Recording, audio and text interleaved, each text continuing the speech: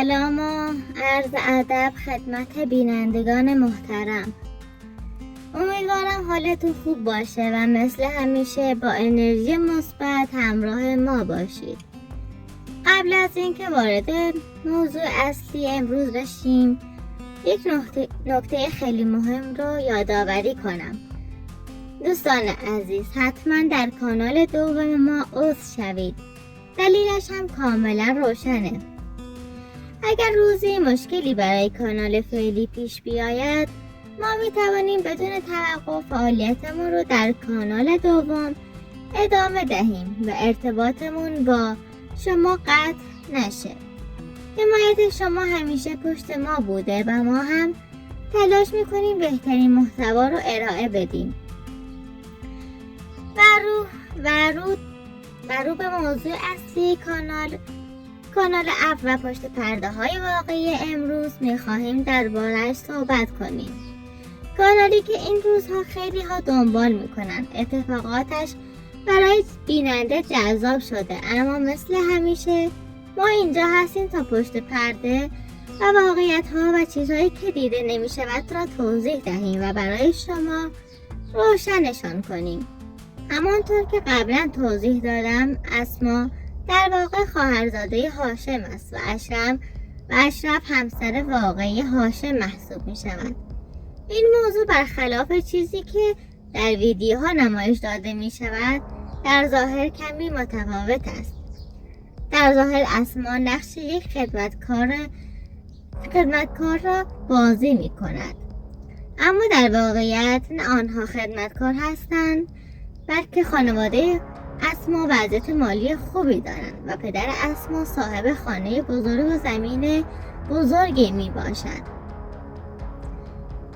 اسما ماهانه بیش از $150 از همکاری با هاشم و اشرف دریافت می کند و این مبلغ برای نقش آفرینی و حضور در ویدیو هاست، نه برای کارهای خانه.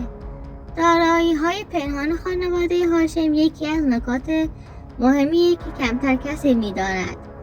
این است که هاشم و اشرف ماشین‌های گران قیمتی دارند. ماشین‌هایی که هرگز در ویدیو نمایش داده نمی‌شود.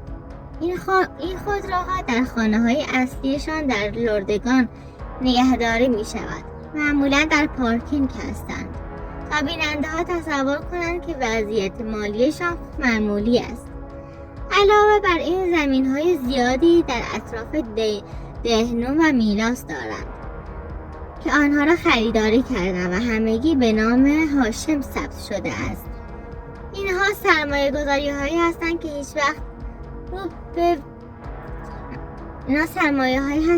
هیچ وقت در ویدیوها مطرح نمی‌شود، چون هدفشان این است که بیننده‌ها فکر کنند زندگیشان ساده و معمولی است.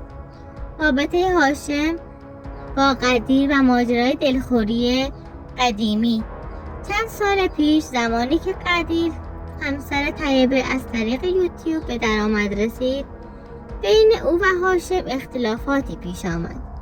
قدیر در واقع برادر واقعی هاشم است. آن زمان هاشم هنوز کانال یوتیوب نداشت و از قدیر کمک خواست، اما قدیر فقط مبلغ ناچیزی به او کمک کرد. همین باعث شد هاشم کمی دلگیر شود. هاشم همان موقع به قدیر گفته بود. او به قدیر گفت کانالم را مانند کانال تو با دروغ‌های صحنه‌سازی جدید بالا میبرم و موفق میشوم.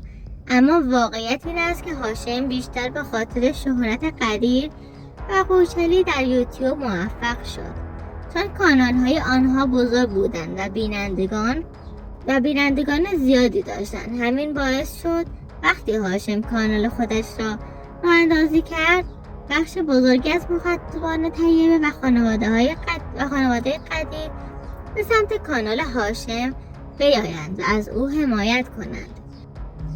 ارتباط خانواده، جان بیبی و نقش‌های او در ماجرای خود هاشم. خود هاشم هم خواهرزاده جان بیبی است و خانه‌هایشان نزدیک به هم قرار دارد. مادر هاشم خورشید نام دارد و خواهر واقعی جان بیبی است. اما نکته جالب اینجاست که جانببی مثل شیروان رفتارهای خسیسانه دارد. هر وقت به دیدار خواهرش می رود فقط با 1 کیلو میوه راهی خانه قوچلی می شود. این رفتارها بیشتر برای این است که بینندگان تصور کنند آنها ثروتمند نیستند، در حالی که قدیر و قوچلی ثروت بزرگی دارند.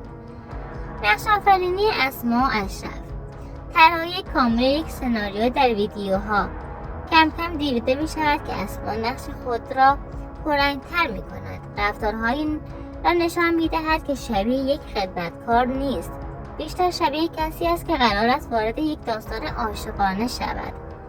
این موضوع کاملا طراحی شده است. هاشم پشت صحنه به اسما گفته تو کمی حساس شو، بیشتر با اشرف درگیر شو تا حس تنفر بین شما ایجاد شود و بیننده بیشتر جذب فیلم شود. اشرف هم به اسما گفته با من درگیر شو تا بیننده ها فکر کنند با من مشکل داری. اینها همه سناریو است، سناریویی که از پیش طراحی شده. در آینده احتمالاً هاشم نقش خود را تغییر دهد و وانمود کند که عاشق اسما شده تا صحنه ها هیجانی تر شوند. اما اینها فقط نقش هستند و هیچ واقعیتی پشتشان نیست. پشت صحنه هایی که هیچ وقت دیده نمی شود. گاهی اوقات اشرف پشت سر فیلمبردار مخفی می شود یا در اتاق می نشیند تا صحنه فیلمبرداری تمام شود. بعد از پایان ضبط اسما، اشرف و هاشم کنار هم می نشینند و می خندند. برای نقش فردا برنامه ریزی می کنند. این رفتارها نشان می دهد که هیچ دشمنی واقعی بین آنها وجود ندارد و همه چیز برای جذب بیننده طراحی شده است. ماجرای خرید گل و شیرینی یک نمایش برای جذب مخاطب است. در ویدیوها می‌بینیم که هاشم قصد خرید گل و شیرینی را دارد تا برای آشتی نزد اشرف برود.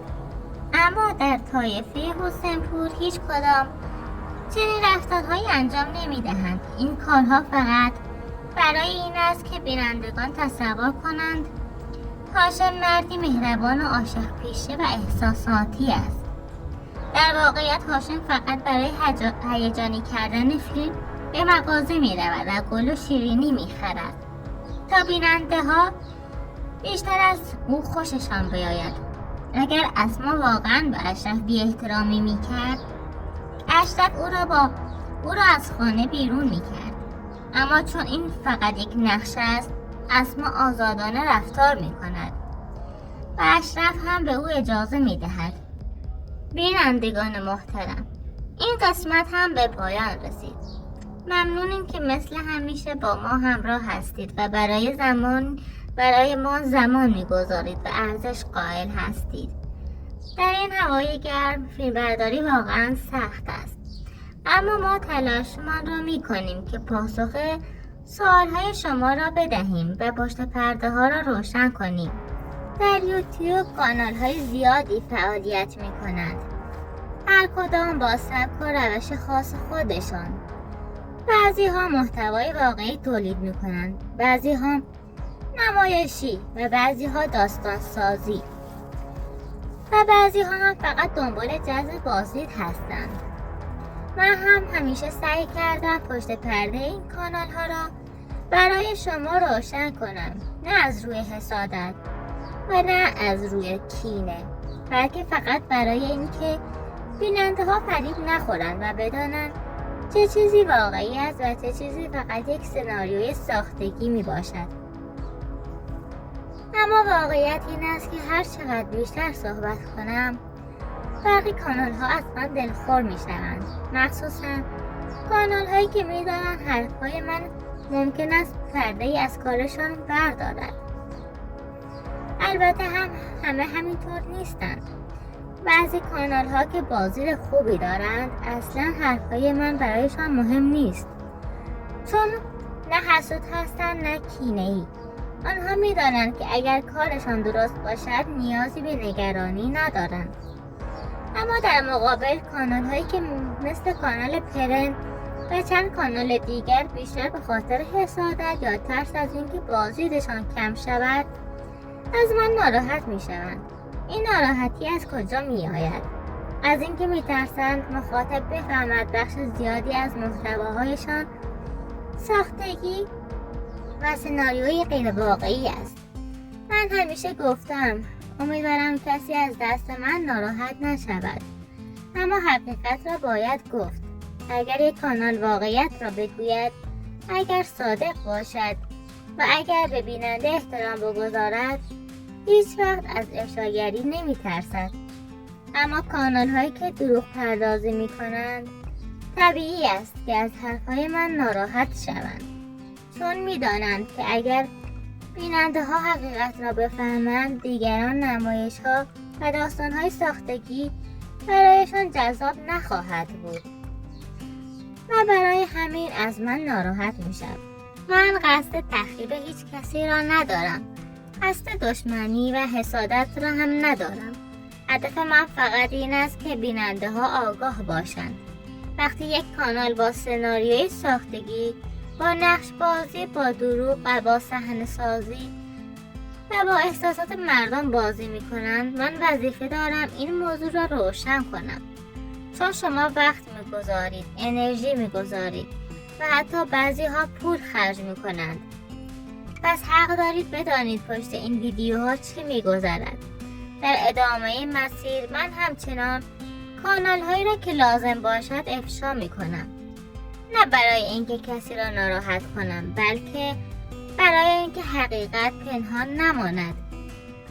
اگر کانالی کارش درست باشد از حرف من نمی ترسد، اما اگر کانالی با دروغ پیش برود بهتر است به جای ناراحت شدن رفتارش را اصلاح کند.